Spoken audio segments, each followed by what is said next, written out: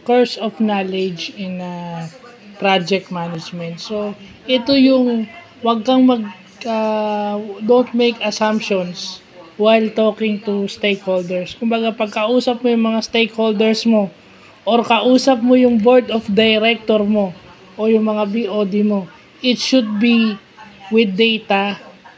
It should be with proper computation, proper statistics, definite yung formula kung paano mo nakuha yung numbers, no?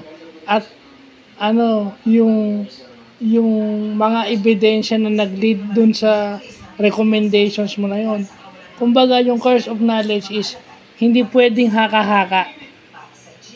Hindi pwedeng assumptions mo yung sasabihin mo dun sa documentation. Diba, ang ganda nung software mo, ang ganda nung interface, anong preba niyan?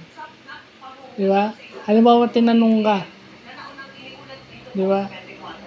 So, hindi mo pwedeng doktorin o hindi mo pwedeng basta na lang pumasok sa isip mo yung mga ganong bagay.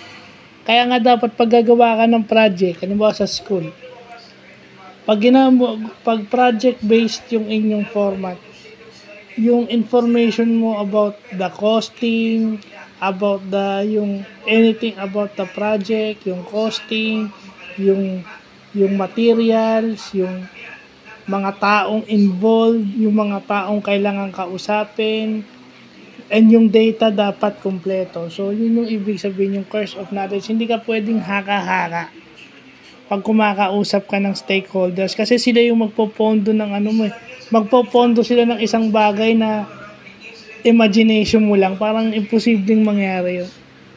So, yun lang po.